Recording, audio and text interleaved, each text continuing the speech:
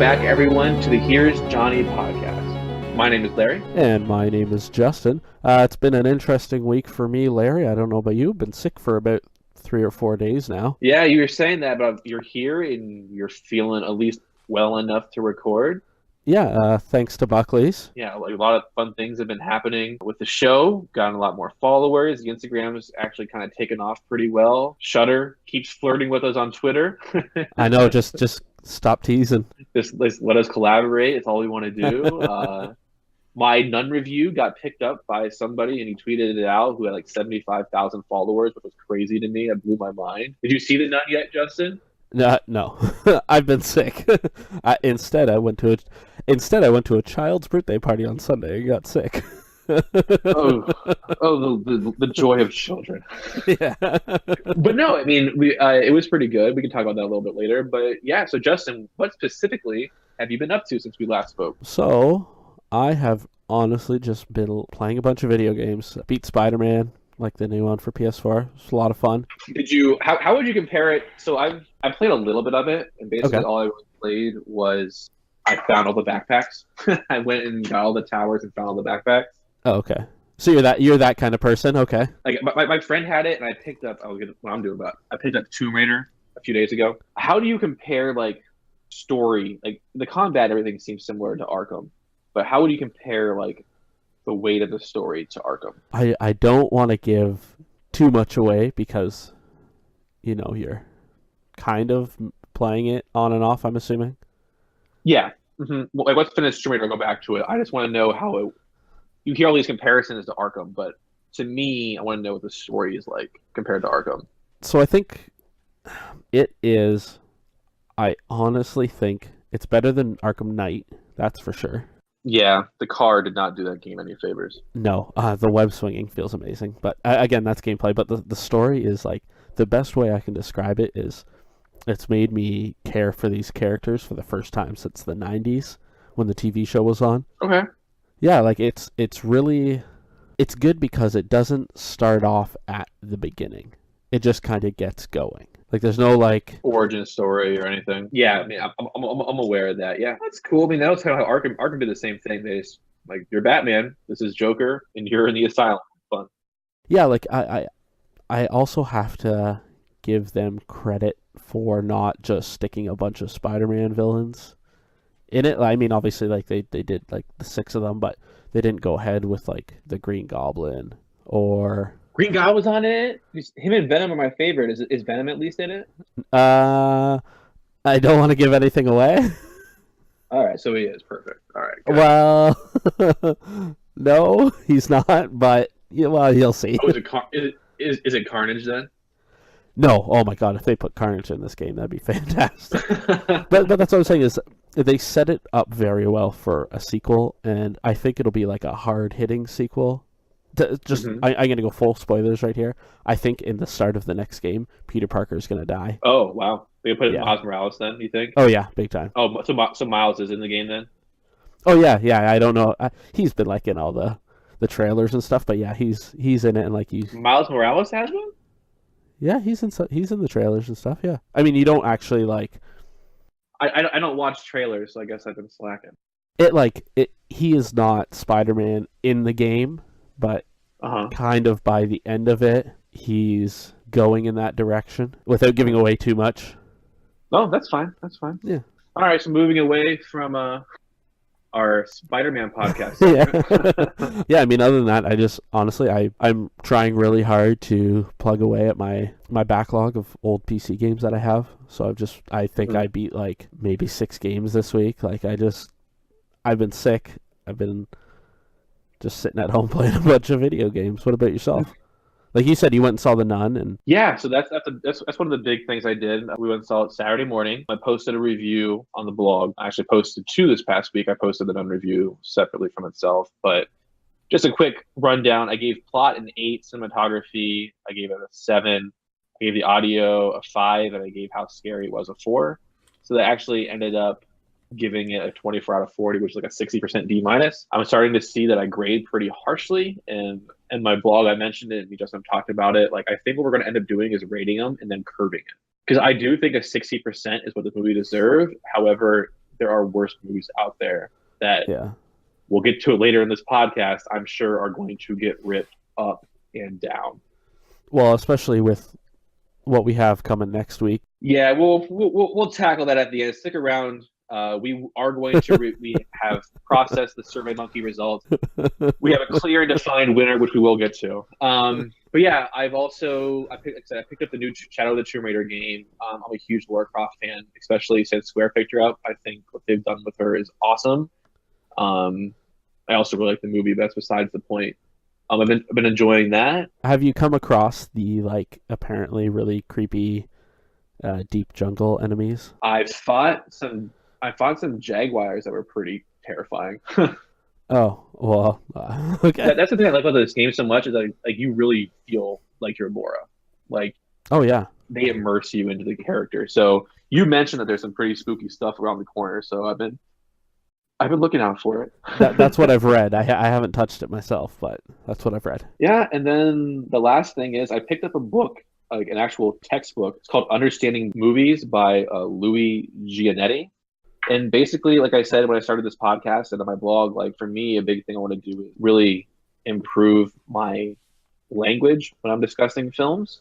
And I'm hoping that by reading this textbook and taking some notes that I will continue to get better. But yeah, that's about it for me. Oh, one last thing, actually. I Sure. also read a book this week, surprisingly. Yeah, I read a great fiction novel called Infected by Scott Sigler. I don't know if you've ever heard of the series. I have not, no. It's just about this spore that gets released. It infects you, and it one of the signs is it makes you super paranoid of authority figures. Mm-hmm. And it's about this kind of losery guy who was some big jock in high school, but as every high school story goes, he injured himself, so he can't play football anymore, and he's stuck in his apartment, and it's just, I don't know, it gets real gruesome with him having to sever his genitals to get part of the infection off. That's awful. Yeah, it goes places, but you know what? Honestly, it's a really good read. Yeah, I've actually been reading a lot of nonfiction recently. The last two books I read was Black Klansman, which is a nonfiction book about the African-American cop who convinced the Ku Klux Klan that he was a white guy, which was a very fun read. Whoa, interesting. And then, and then I also just finished up Ta-Nehisi Coates. We Were 8 Years in Power. Coates is a writer for The Atlantic magazine. He writes basically on race relations in the United States. I'm not going to get into the details of it, but he's a brilliant writer. Whether you agree with him or disagree with him, he is a very, very talented writer. And for me, I always think it's really important to read the best minds that are out there. So I picked that one up from Half Price Books, and it was definitely worth it. But yeah, now I'm going to go into more fun stuff. Like I said, I have this Understanding Movies book, but I also picked up a Blair Witch novel, which I did not know exists. It's not a novelization of the movie, but it is a novelization of case files. So I bet it's awful, and I just cannot wait to dive in. Wow. So is it do you know what year it was written? Was it written right after Blair Witch? Yeah, like a year and a half after the movie came out. Basically the author is the cousin of Heather Donahue, the girl who disappeared in the first movie. Oh, weird. I literally got it for 50 cents at Half Price Books, and I am ecstatic to read it. Oh no. You'll have to let me know how that one is. Yeah, I will for sure. Okay, that was a long intro, but let's get into the plugs real quick. If you want to find us on Twitter, you can get me at BeaverLA and the show at Here's Johnny Cast. You can get me at Pickle Thing, and you can email the show at here'sjohnnypodcast@gmail.com. The Discord and website links will be in the show notes as always. Remember, the website has literally all the information you could possibly want about the Here's Johnny podcast, as well as the blog posts. Yeah, and if you search on Facebook for Here's Johnny, we have a site there as well. And then finally, go over to Instagram. We have started that as of last week, and it's actually picking up pretty well. We picked up some new followers and some new listeners on there, and it's been great. So yeah, with that, we're going to wrap this up and head on into the news.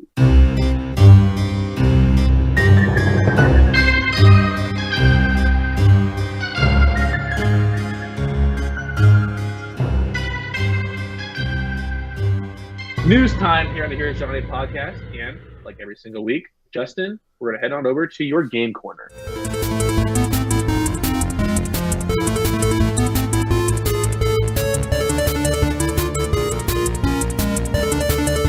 So this week, I'm actually going to be bringing two things to the show. First up is Alan Wake, the video game, is heading to TV. Sam Lake from Remedy, who's owns and is the creator of Alan Wake, he's going to be the executive producer. Oh, fun. I've never played Alan Wake. Nope. So it kind of reminds me of like scarier Twin Peaks, maybe. Okay. I know one of our followers on Twitter said it was his favorite horror game. Because like I think Wednesday, whatever, was a National Video Game Day, and I asked what your favorite horror video game was, and someone said Alan Wake, and I've never touched it, so I'm excited to get to it. So the interesting thing is we might have a hard time finding that game because I know it's been pulled from like PSN and Steam. Oh my gosh, why? I think it was just like something to do with the rights for some of the songs they used or something like that. It happens. Okay. Yeah, like the game, like Deadly Premonition, for example. It came out on like PC, Xbox, and PlayStation 3, but you can't actually buy it on the Xbox store anymore. But you can buy it in the PSN store. Yeah, see that? Yeah, that's a good point. And you can still buy it on Steam. What the hell? Well, there goes my $40. The last thing I have, and I specifically wanted to make sure that I brought this to you because we have talked about this game off the show, but okay. Agony is coming to the Nintendo Switch this year. Yeah, we're not playing that game. I hard veto it. Like, unless someone does that crazy tier on Patreon and forces me to play it, like, I bought that game. I was excited for that game. I thought it looked like fun. Literally, after playing it for 4 hours on a Saturday, I took it right back to the store. It was trash. Really? Like, I haven't touched it. It's broken because like the light, you can't see what you're doing. So you don't know what you can't tell where you're going. There is no guidance. It's like very gory, but it's like pointless. It's dumb. Yeah. I'm not playing that. You heard it here. I'm not playing it. Yeah, I just wanted to bring that up just to so everybody can know how you feel about Agony. But yeah, so that's all I have for Justin's Game Corner. So Larry, why don't you take us over to Larry's Movie Notes?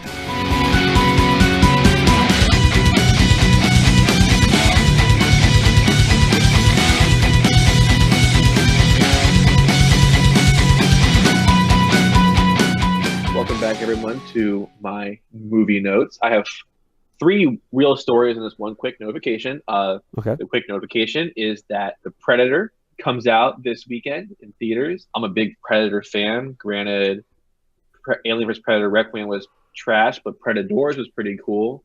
I'm looking forward to it. My dad and I have gone to see Predator in theaters, and he actually got me into Predator when I was younger, and so I've always been a giant Predator fan. So I'm definitely Team Predator or Team Alien, so that's coming out. Justin, you gonna go to the theaters and see that one? I have kids, man. I don't go out. So boring. All right, so now into my 3 big stories then. The first, The Nun released last weekend, like we talked about. And again, if you want to see my full review, head on over to the website to read my blog post. But it brought in $131 million at the box office, which is a Conjuring franchise record. It did better than every single, well, at least opening weekend-wise. I mean, there's a big drop-off, especially for horror from weekend 1 to weekend 2. Yeah. But yeah, it killed it. Damn.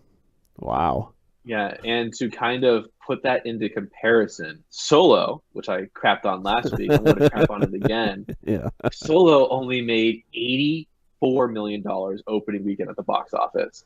And that was a PG-13 movie as opposed to a rated R horror. So, damn, man, the Conjuring is just, horror in general is having a resurgence. I mean, like Halloween's coming up here soon. Suspiria remake's coming up here soon.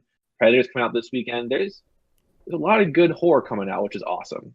But yeah, The Nun killed it. Yeah, it's kind of crazy. I feel like there was a time a couple of years ago where I wasn't hearing about like any big horror movies, and now it's like everywhere I turn, like my parents who are like 60 years old almost are going to like see A Quiet Place and stuff like that. Like, what the hell? I haven't even seen it. Like, it's crazy. Yeah, I think, there's a bigger discussion we can get into it. So maybe it's a whole podcast worthy, but really like when like culture tends to go to like a darker place, like the late 70s and stuff like that, like usually you tend to see horror become more prominent. Like you think about how like American culture at the end of the 70s, like at the end of the disco and all that stuff, like it got pretty dark. and that's when you saw the rise of Halloween and Texas Chainsaw Massacre and Friday the 13th. Like, usually society mimics, like, films mimic society. So I'm not all that surprised by it, especially like the way like the discourse is going currently, like not only in my country but across the world. But I mean, it's good for me. I like scary movies, so keep them coming. Yeah, fair enough. But yeah, that was that again only opening weekend, but that was against a $22 million budget. So they truly did crush it. My next story is that The Conjuring 3 has a 2019 production start date, and they're aiming for a 2020 release. So pretty much the Conjuring franchise is on a yearly release schedule. So next year is going to be another Annabelle film, but the next movie after that, they're hoping to be Conjuring 3. So that kind of worries me. Why? Mostly because, like, perfect example is, like, Paranormal Activity. I like the first one. I even like the second one, really. But then they started coming out every year. Or even look at Saw. Saw was good, and then it started coming out, like, they tried to annualize it. And I'm worried that they're gonna run it dry. Yes. So I will say I can kind of see your point. But however, the difference with the Conjuring franchise is that they've put out a couple, and it is not, the quality hasn't dropped off. I was more concerned when the first Annabelle movie came out because it wasn't that good. But Annabelle Creation, The Nun, obviously Conjuring 2 were just great films. I mean, I don't know. We'll see. But there's two big questions when it comes to this movie. The first is, which case file of the Warren are they going to take up? Like, obviously, Amityville is still out there. There was one actually early on in the Warrens' career where they tackled a werewolf. Oh, weird. Which I think would be kind of cool to see James Wan direct a werewolf movie. But that's the second problem, is that James Wan is not attached to it yet. So here's my question for you. Do you think that if the quality drops, they will stop annualizing them? Or do you think it's going to be... Yeah, and I in particular, I think if James Wan doesn't direct Conjuring 3, I think the steam stops, right? The Conjuring is what provides, like, the thrust for this franchise. Like, yes, Valak is very cool. And the movie, like I said earlier in the podcast, I'm going to give like a 60%, but it was still fun. And I still enjoyed myself while I was there. But my big problem is it was another director trying to do a James Wan story, which is just hard to do because James Wan has a vision that a lot of other people don't have. So I don't know. Just pay him his money. Just pay the man his money. I mean, clearly he always makes it back, so. Then I lied. I have another story on top of my last story. This will be a really quick one. It just popped up in my feed. John Carpenter's Halloween is going to be coming back to theaters for the 40th anniversary. Oh, I actually saw this earlier today. Yeah, I had no idea, but yeah, it's going to be coming back to theaters starting on September 27th. So if you've never seen it, get out to theaters. I promise you, we will be reviewing it very soon. Yes, so yeah, I love soon. Halloween. I love Michael Myers, and yeah, get out there to see it for sure. And then my last story will be a brief news update, and then I'm going to rant. So prepare yourself, Justin. I will get my water ready and my chair reclined. All right. Jason Blum, who is in charge of Blumhouse Films, I'm sure you know some of their movies. Yeah. Somehow, I don't know how this happened, but he got the rights to Scream, and he got the rights to I Know What You Did Last Summer. Okay. And Mr. Blum, and I quote, says, "I would like to do that. Yeah, I would like to do both of them." And that is remake Scream and I Know What You Did Last Summer. I Know What You Did Last Summer, like, it's okay. My heart isn't really attached to that. You can bleep me out when I say this. Leave Scream the alone. Wes Craven made a masterpiece. This is a great film. It holds up today. Its criticism is perfect. I think Wes Craven, especially with the first two films and then even the fourth one, the third was kind of goofy, made something that is thematically, artistically perfect. Leave it the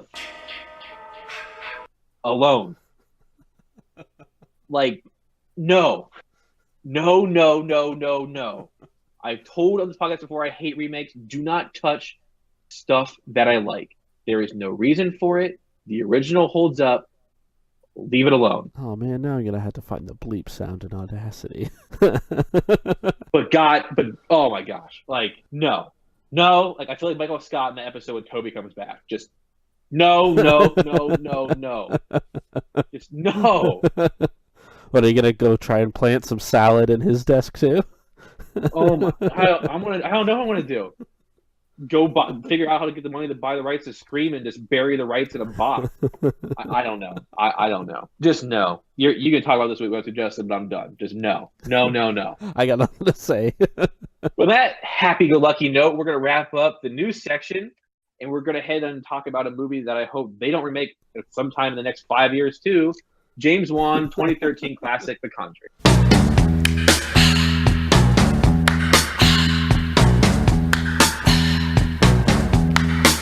It's the time of the season when love runs high.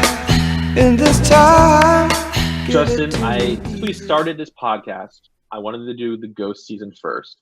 And I told you that one of my conditions was that we were going to be reviewing The Conjuring in our first few episodes. So I am pretty ecstatic that the time is finally here. You know, I'm actually pretty happy that you made me rewatch this because, like I said last week, like I've only seen this movie maybe twice, and one of those times was in theaters. That's crazy to me, man. I've watched this movie too many times. I love it. I think it is. We're going to review it here soon. But first, I do have some production notes on the film, Justin. Go through them quickly, and then we'll head on into the review because that's why the people are here. So the movie was directed by James Wan, and it stars Vera Farmiga and Patrick Wilson as the Warrens, who are a clairvoyant, who is Vera's character, and a demonologist, who is Patrick's character, who throughout the 70s and 80s and early 90s investigated paranormal activity throughout the United States. It was shot on a $20 million budget, and as I said last week on the podcast, it grossed over $319 million. The original treatment for this film was written in 1999, and for 14 years, nobody wanted it, which is crazy to me. Some changes were made, biggest one being that instead of the point of view coming from the parent family, who is the family being possessed, they changed the point of view to the Warrens. That's all it took for studios to get more invested. And so in 2009, New Line Cinema picked up the treatment. In order to prepare for their roles, Farmiga and Wilson actually spent a lot of time with Lorraine Warren. At that point, Ed had already passed. But Vera said that the reason why her performance felt so true to home was because she literally just sat there and studied Lorraine's like facial movements and hand gestures. She really wanted to bring Lorraine to the screen. I think she did a great job with that. Some filming notes on the movie is that it was shot in 38 days, and unlike most other films, this film was shot in chronological order, which I thought was kind of cool. Because normally films like bounce around, but Wan thought it was super important to make the movie go from when they're like least afraid to when they're most afraid, in order to kind of capture that fear, which I thought was pretty cool. I have some cool music notes. So the score was composed by Joseph Bishara. Does that name sound familiar to you, Justin? Not at all. It's not Tiny Tim, so. It should. He's done a lot of work with Wan and Wan's other movies. He did the composing for Insidious Chapter 2, Annabelle, and The Conjuring 2. But Bishara should sound familiar to you because he is the person who played Bathsheba and the demon Darth Maul. I asked you about him last week in the quiz. Right. Oh, well, I mean, I've been sick. It was a quiz. Yeah, that was pretty cool that the composer was the bad guy. That, for those who are wondering, that'd be similar to, that'd be like John Williams playing Lord Voldemort or Darth Vader. There were two major lawsuits actually attached to this one. The first was that the current owners of the parent home sued New Line because apparently trespassers kept coming on their lands and performing satanic rituals. So did they film like at the actual house, or? No, but since it actually happened in real life, it wasn't hard for people to figure out which house it was in Rhode Island. And then the second lawsuit that happened, Gerald Brittle, who was the author of a book called The Demonologist, that actually chronicled the Warrens' case files. Like, he sat down with the Warrens and put all their cases to paper. He claimed that he actually had the rights to the Warren case files and sued New Line. That was resolved out of court. I have a couple more notes, and we'll hop onto the 60-second plot summary. The first one, and I thought this was just the coolest thing ever. The movie is rated R, but the reason for the R rating, according to the MPAA, this is a direct quote from Walter Hamada, who was executive producer. When we sent it to the MPAA, they gave us an R rating. When we asked them why, they basically said, it's just so scary. There are no specific scenes or tone you could take out to make it PG-13. I agree. Yeah, so basically, like it's not gory, it's not explicit language, there's no sex. It's just it is an intensely terrifying horror film, and they felt that they couldn't give it a PG-13 and have 13-year-old kids going in there, I guess. Last thing before we get into this plot summary, there have been sequels and spin-offs. The Conjuring 2 came out a few years later, which is a great movie. It's about the Enfield haunting, and that's where Valak the nun was introduced. The Conjuring 3, which we talked about, is in the works and will hopefully be out within the next 2 years. And then spin-offs, we have Annabelle, which is the doll introduced in The Conjuring, Annabelle Creation, which is a prequel to Annabelle, and then The Nun, which is a prequel to Everything, which focuses on Valak, who is the main bad in Conjuring 2. But yeah, as I said, just brief on this one. I want to speed up and actually get into the meat of the review. But the two things about Joseph Bishara being the composer and Bathsheba, and then it getting an R rating because it was too scary to me. I thought that was so cool. I thought that was the coolest thing ever. Oh yeah, like I don't think I've ever heard of another movie that's a scary as hell movie. Like if I ever direct a horror movie and it's rated R, I hope it's for the same reason. Yeah. Like man, it's just I was so terrified, but I can't let my 13-year-old come see this. I'm like, all right, perfect. All right, I'm all in. Okay, so with that, we're going to get into our 60-second plot summary. Since it's a movie, I am going to go first. Justin, do you have your timer ready? I do. So would you like a countdown? I would love one, sir. Okay. So. Give me a countdown, Justin. Okay, so 3, 2, 1, go. Film starts with the Warrens talking to a couple of nurses about this possessed doll who they decide to let a demon come in, and the Warrens take it, lock it in their house. Cut to the parent family that's moved to a creepy old house. They get a tour of the house through a cool song montage. Crazy stuff starts happening. Stuff starts moving around. Ghost kids that play a stupid game called the Clapping Game. They find that there's a hidden basement where there's a bunch of crap down there, which they should have just kept locked up. So as things start getting worse and worse and worse, the parents decide to reach out and to find some help. When they find the Warrens come and realize, holy crap, things are really bad. They find out the witch called Bathsheba was there and hung herself. Cut to the fact that Bathsheba was trying to possess the mom in order to kill the kids. And then the mom kidnaps 2 of the kids, take them back to the house, which they had abandoned earlier in the film. Then they have a exorcism take place in the basement. Bathsheba gets cast out from the body. And unlike most other horror films, it actually kind of ends up having a happy ending. How was that, time? Wow, yeah, that was like right on time. That was really good. I've seen this movie a lot. I can tell. I can tell. All right, Justin, your turn. You got 60 seconds. I'll give you a count of 3. Okay, all right. Give me that countdown. 3, 2, 1, start. Okay, so the movie starts, and like Larry said, there's like some nurses talking about some creepy as shit doll. Then that kind of gets put in the back corner, and then the family moves into this creepy ass house, and then you always wonder why don't they just move like the next day after this stuff happens. Oh no, dog dies, unfortunate. A bunch of creepy shit happens. Oh god, mom gets possessed in like this really weird laundry thing way. Oh no, I forgot where I am in the movie. Oh shit. Okay. Yeah, and then they get. Oh no. What's the word? Oh yeah. And then they need to do an exorcism, and then they do it, and then it ends, and then they're done. Oh, and then you wonder what happened to the rest of the ghosts. How was that?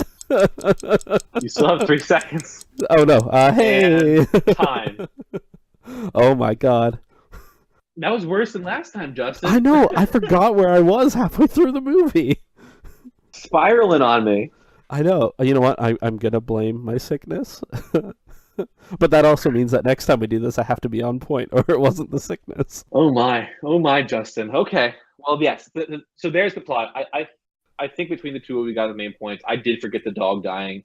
You brought up why didn't they just leave? They did mention that. They said they didn't leave because they put all their money into the house because they're trying to find a place to raise their kids, so they just had no other options. And I have to say, it is like the late 70s, so... Mm-hmm. So it does make sense. You can go wherever you want to go. It's not attached to you. Yeah.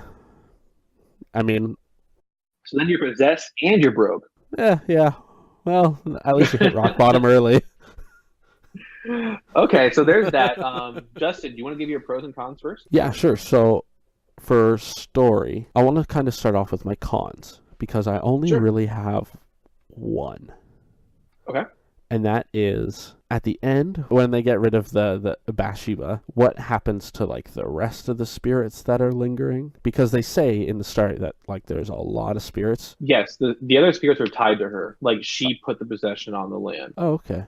So that's something I just didn't pick up.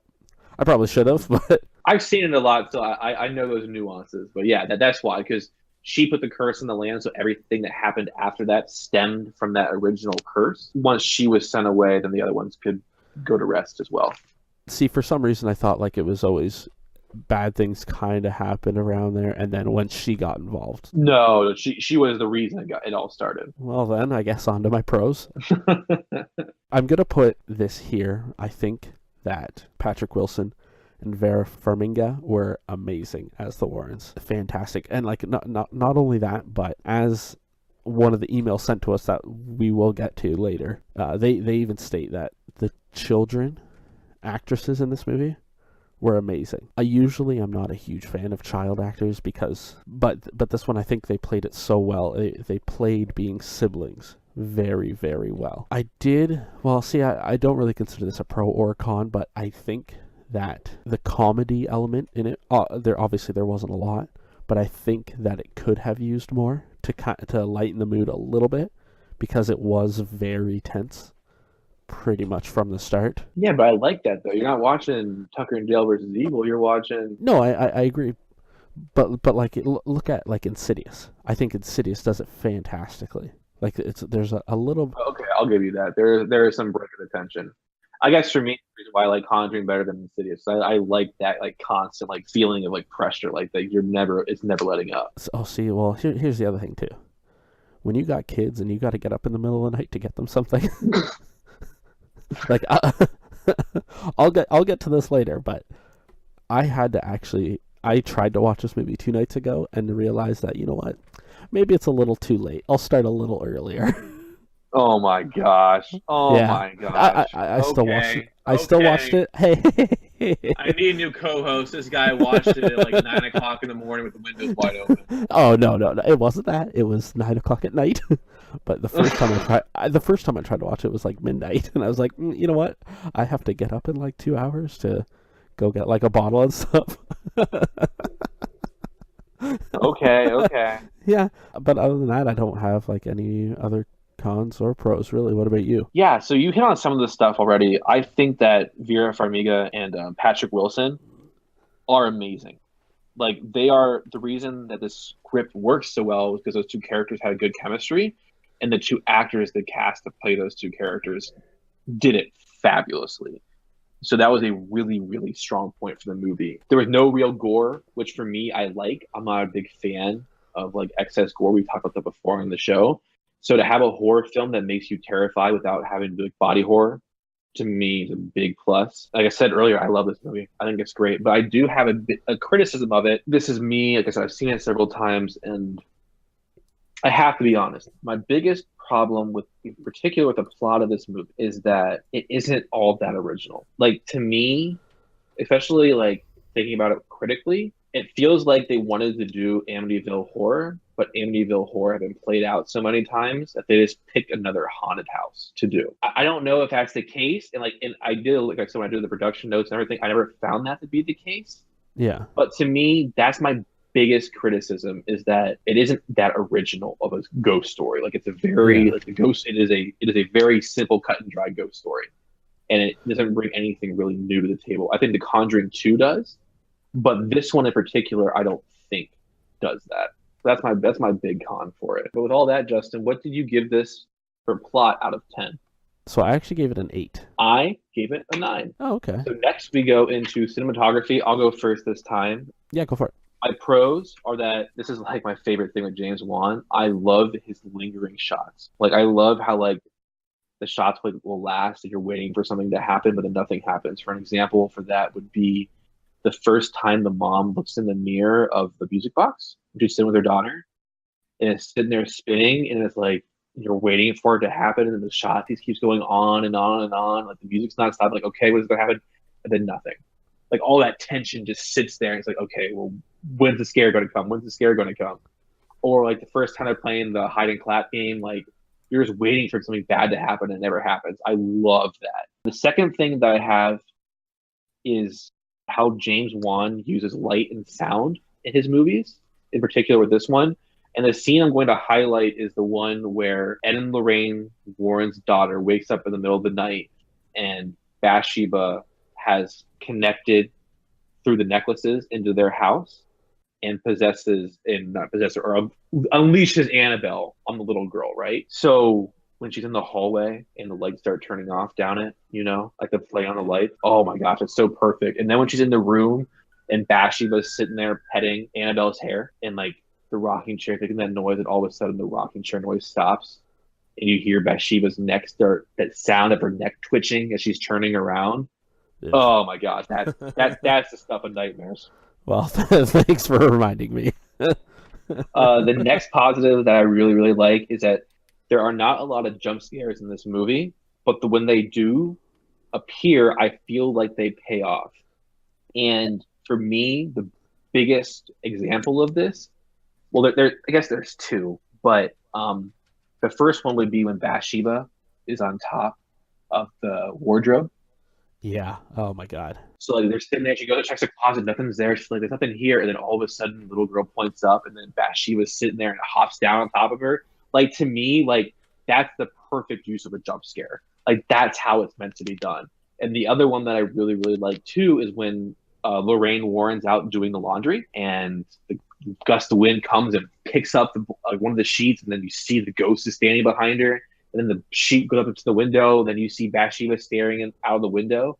Like to me, like that's what a jump scare is meant to be. I thought it was perfect. Like it was the perfect use of that. And the last pro I have, well, there's a lot, but the last one I'm going to mention is when they give the tour of the house at towards the beginning of the movie. It's such the sound of it. Actually opened this section, sound of the season. Like they follow the POV of the little girl walking through the house, but you get a tour of the house and you know the layout of the house without it. Like there's never like for the rest of the movie, then you know where everything's taking place.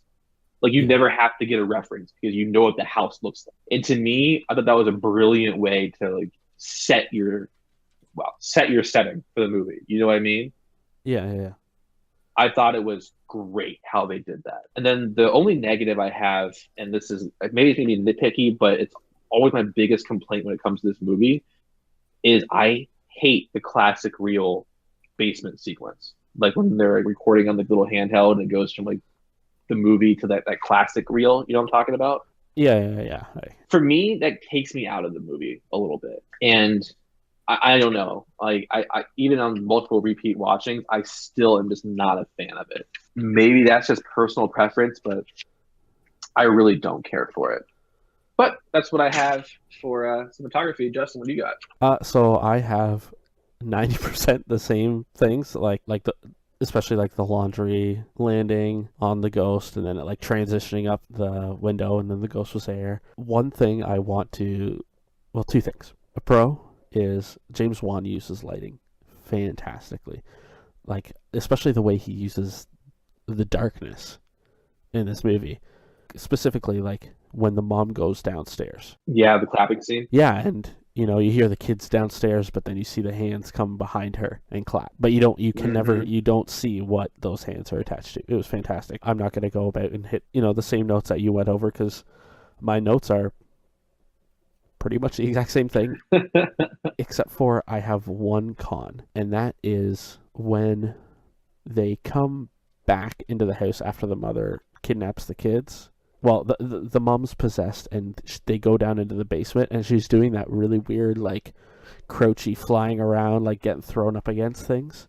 For some reason, that I can't help but laugh. You had the same kind of reaction, like in like The Exorcist or in Conjuring 2. Yes, except for The Exorcist. I can't look at that girl. She terrifies me. Yeah, I'm actually going to spoil something right now in the podcast. I've never seen The Exorcist. Really? Yeah, when we get to religion, I really want to tackle that one, but I'm kind of a contrarian, so I don't like watching stuff that everybody praises. And yeah, everybody always just talking about how great it is, so I've never actually seen it. Yeah, and I definitely think we have to watch that when we get there then, for sure. Oh, I agree. All right, but cinematography, Justin, out of 10, what did you give it? I gave it a 9. I also gave it a 9. Again, I took off a point because I hate that reel scene. I just don't like the classic reel scene. But next is audio. And Justin, it is your turn to go first. Okay, so again, I think they picked a really good opening song, Time of the Seasons. I don't know why. It was just like, I was like a fun, it makes you feel part of the family kind of music. But other than that, I can't really think of any other like song they used. But there was like so much environmental audio in this. There was like a lot of like underlaying tones that would like make you feel uneasy and expect a scare, when sometimes there wasn't. Like you said earlier, like the mom looking into the music box is perfect. Like the music is going and there's almost like an underlying tone of like, it's, you're supposed to be getting tense and tense and tense, and you're expecting a payoff, but there's nothing. And I'm pretty sure it even happens again at the end of the movie. Yeah. With the same box. Other than that, like, I don't really have anything to say. Like, it was just like from the sound of the flashes of the cameras going off and the bells of when they kind of hook up the whole house to capture any ghost movements. Like, they used a lot of environment, like a lot of the sounds from the environment, and I think it really paid off. I think this is where, again, this movie really, really, really shines. So I actually agree with most of what you said. I talked about the acting here a little bit. I thought that between Vera Farmiga and Patrick Wilson, like, they did an awesome job. The kids did amazing. The parents did amazing. I really thought the acting was supreme. I loved how like scenes used environmental sounds to build, or sometimes not to build, to like a big scare, which I thought was awesome. Yeah. We talked about it several times already with that clapping scene. And then the last big pro I have for it is, I talked about it earlier too, with Bathsheba, with her neck's moving, like that crick, that like century-old cracking. Oh my God, it's terrible. But I do have a big con for the audio. Okay. And that is that the score for the movie really isn't all that memorable. And it's not a negative, like you say, it's not really it's not like a true negative, it's not like a bad thing. Yeah. But for me, when I think of, for example, Halloween, right? You hear John Carpenter's theme. When I think of The Exorcist, you hear The Exorcist theme. Even The Shining, you think of The Shining theme. Yeah. Like, there are certain songs that you hear that take you to that moment. For this, like, it's a differently crafted movie because, like Justin talked about, the sounds are all environmental. Like, they use what's happening around the characters to kind of build up. So maybe having a memorable score would have taken away from it. But for me, I do wish that at least like the main score would have been a little bit more noticeable. I can see where you're coming from, especially because like they did rely a lot on like the environmental audio. Like there wasn't any. The only way I can put it is you're right. Like there wasn't anything to remember. There was nothing. Yeah, and it very well could have been a point. But I guess for me, like when I think about some of my favorite horror, like it's just my favorite horror films. But like I wish like I don't think if someone played 5 excerpts from movies that were similar, I don't know if I could pick this score out. And to me, that's why I kind of take off a point for it. Yeah. But with that, Justin, audio, what do you give it out of 10? I gave it a 9. I gave it a 9 as well. And now it's what I think is the most fun category, how scary. Justin, the reason why I love this movie the way I love this movie is because of how terrifying it is. I have seen it so many times. It still scares me. I have watched it on my tablet. Even like having that close to my face was a giant mistake. I have watched it with friends and I'm still terrified. I saw this in college in a theater with a couple of friends, and that was the first time I jumped, and I'm not afraid to admit that. It's just so good. Like, it is such a good horror film. Like, there is a reason why it got an R rating for being scary. It is literally that scary. And I think this is probably the movie, we've discussed this on the last episode, but to me, this is the movie that cements James Wan as just a different kind of horror director. It really does. Like, it is, to do what he did with as little as he had going into it, and really just relying on like a good writing and good cinematography to deliver a scary movie. Like, he nailed it. So this movie is scary. This movie is no joke scary. Oh yeah, like I'll just get right into it. I mean, like I said earlier, like I had to take 2 tries to watch this movie. I have to admit this right now. It's something about having kids and then watching a horror movie with some creepy ass kids in it. Like, yeah, I know from my dad, like, this is a little bit off topic. My dad said that he watched Pet Sematary really closely after when I was born. big mistake. Okay. And he said that movie ruined horror films for him, which I can totally see. Like, having kids, especially when kids are involved in like the main plot, like, I'm sure Conjuring 2's got to be even worse for you because in Conjuring 2, the kids are possessed. Getting back onto it, yeah, like it was terrifying. 2 scariest parts for me were the dresser thing, like you mentioned earlier, but also when they actually show the close up of Bathsheba, like when she's climbing up the mum and like puking into her mouth. When they have that like close up of, I'm pretty sure it's just her eyes. It really is. Like, it's like the upper half of her face. He doesn't show much, but I think he's leaving, I feel, a lot more to the imagination, and I think that really, really, really works here. I agree. And again, I've talked this whole time about like what specific scenes I found scary. This whole movie is scary. This movie is directed, like, just a couple point for it, actually. Like, this movie is meant to be stressful the whole way through, and it truly is. And even at the end, you really don't get like the happy ending. It's happy enough, but it's like it really only comes in the last. I checked. It's like the last like 3 minutes or something of the movie is happy, and the rest is terrifying. Yeah, this movie is scary. That's what I'm gonna say. All right, so Justin, with that, what did you give How Scary? Oh, 10 out of 10. I did too. No complaints. There's nothing more to say. It's just like it's a scary movie. So with that, to quickly wrap up our scores, for plot, I gave it a 9 and Justin gave it an 8. For cinematography, we both gave it a 9. For audio, we both gave it a 9. And for How Scary, we both gave it a 10. That means I gave it a 93%, Justin gave it a 90%, so that averages out to a 91% A-. So when comparing that to The Shining, which is our only other movie review, that one got an 82%. So right now, on the Here's Johnny podcast for films, The Conjuring is the scariest movie we have reviewed. How do you feel about that? I know you love The Shining, and I know you love this movie as well. I think that this is a horror podcast. We're talking about how scary, right? So yeah, we created this grading system to give truly scary movies a little bit more weight when it comes to how scary they are, right? So when we reviewed The Shining only got, for me, a 7 and for you an 8 out of 10 for the scariness. It hurt the overall product, right? I thought the plot was good, cinematography and audio were obviously fantastic, but this was different. This was a horror film. Like, this wasn't trying to be artsy. It was, but it wasn't trying to be that. This was literally trying to scare the audience. Like, James Wan had a goal and he delivered. But the next thing we're going to discuss, Justin, is would you recommend this to scare a friend? I think I know the answer. Oh yeah, definitely. Like, I really think that everybody needs to see this movie at least once. It's terrifying, and it does a good job at being terrifying. And it's, like, it's not gory or anything like we talked about earlier. Like, your kids could watch this movie outside of how scary it is. Like, this isn't one you need to cover their eyes for anything outside of like the scary stuff. Like, it is a true cinematic classic when it comes to the horror. Oh yeah, I mean, granted, if my almost 3-year-old saw this, it would destroy him. But yeah, the one thing I do want to bring up is that for people who haven't seen this, there is a dog death, and I know that sets people off. I mean, you don't see any gore and you don't see it happen, but that is sad. I don't like that. I mean, I understand why it happened, but it was so sad. Puppies don't deserve that.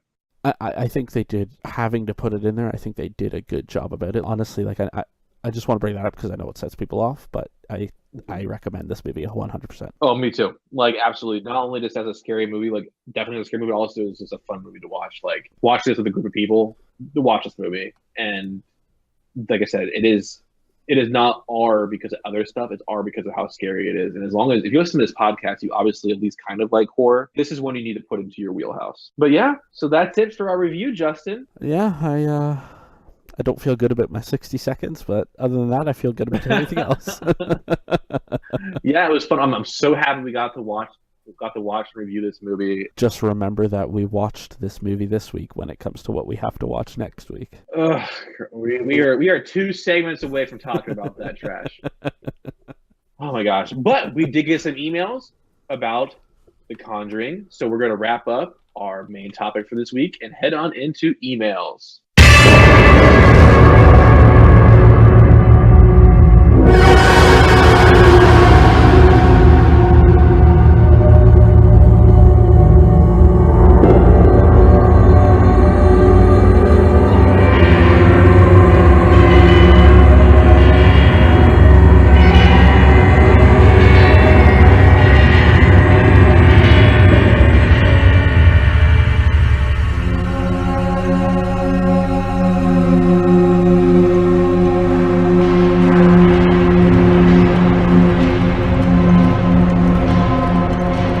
This week, we got 4 responses from listeners about their feelings for The Conjuring, which makes sense. This is a newer movie, and people have seen it, and people probably can at least relate to it a little bit better than they could something like The Shining.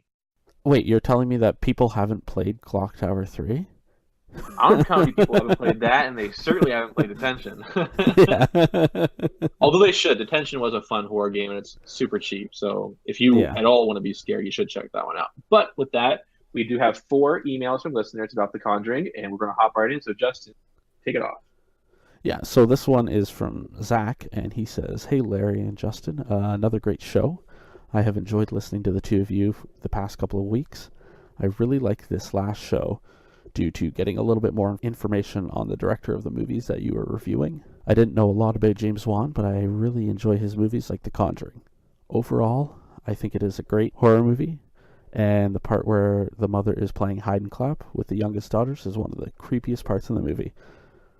I would give this movie an 8 out of 10 on the scare factor. Thanks again, guys. Keep up the good work." I agree.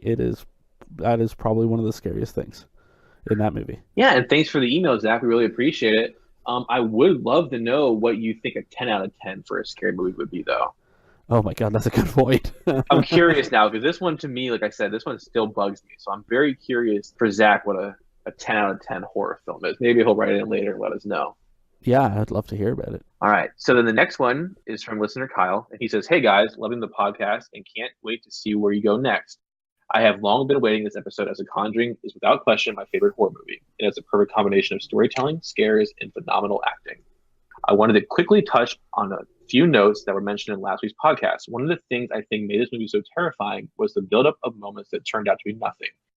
These were so crucial in keeping me on the edge of my seat and not knowing what to expect next. Not to mention these moments were scary themselves, simply by giving me a pit in my stomach out of sheer preparation. Also, I completely agree that Vera Farmiga and Patrick Wilson were perfectly cast and absolutely stole the show. However, I would also like to add how incredible the child actors were in this film. It's so easy for us to get lost in the story and main characters. The children were amazing and added so much to the story and how horrifying this movie was. There's so much more I would love to discuss about this movie, but I feel as though I would take up the whole podcast. Anyway, keep up the great work, and I'm thinking this will be the best episode yet because of the movie, not you guys." Well, thanks, I think. But no, I mean, you mentioned it, Justin. Like, you talked about how good the child actors were. And Kyle brought it up too. He's right. Like, honestly, when I was writing my notes down and stuff, like, I didn't even think about it. And then I was checking the emails and I saw that and I was like, oh my god, like, he's right. Like, again, these kids did an awesome job. Yeah, and like I didn't read it actually until we read it right here in the podcast, but it's kind of funny we hit on the same things, but it really is important for the whole cast to work out well, especially the child actors, because for me, I think back to Child's Play.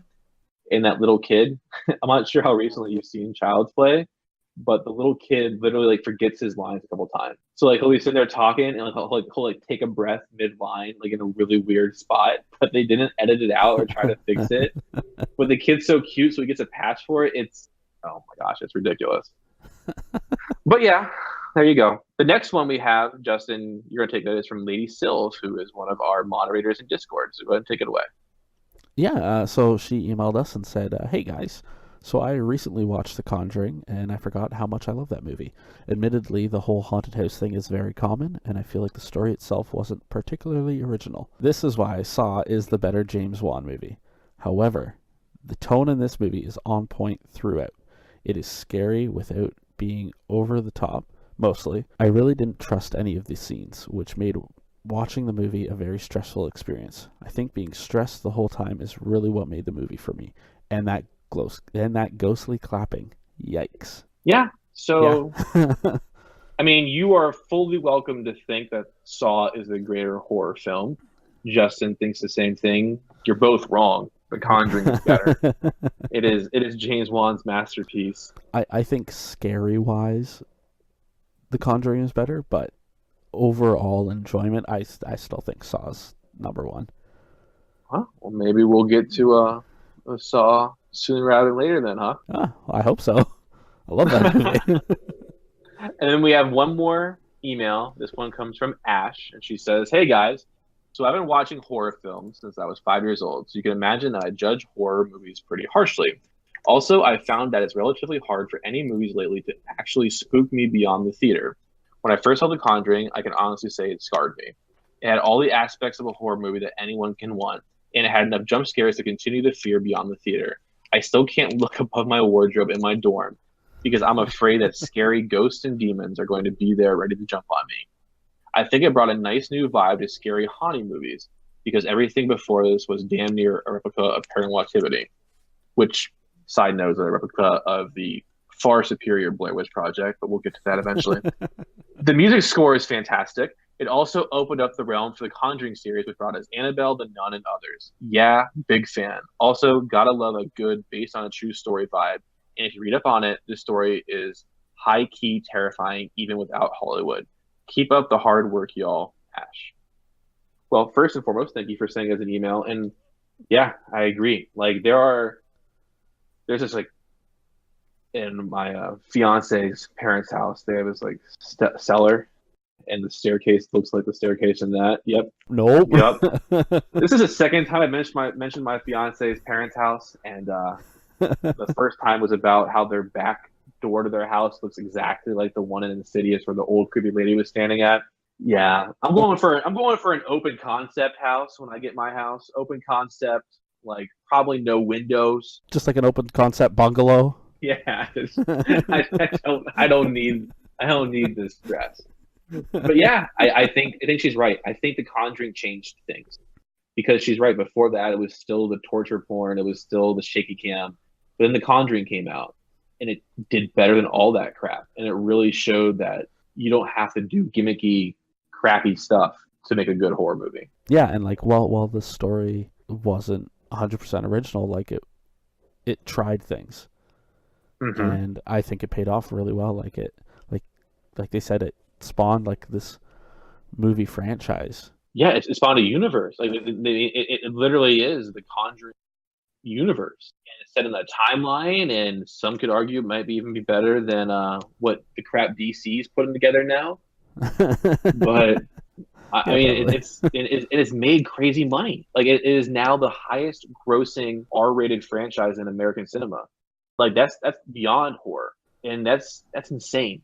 Which is why, again, new line: pay James Wan his money, bring him back for Conjuring 3, close out the trilogy, and let it die.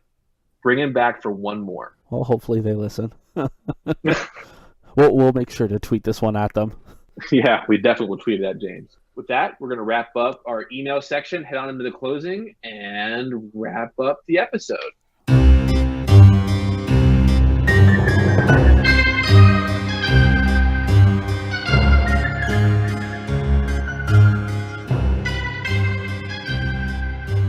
Justin, here we are again. We have a few more things to hit on, and then we're going to be wrapping this up. How did you feel our James Wan review went?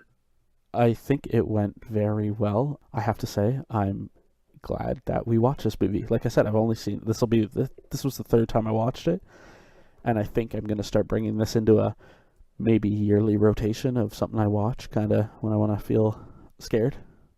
Yeah, you'll definitely get that feeling. And no, I think it's really important because I think the two movies we picked with The Shining and with The Conjuring, like The Shining set the bar really, really high for what we should expect cinematography-wise from a movie, right? What we can expect from a very well-shot movie.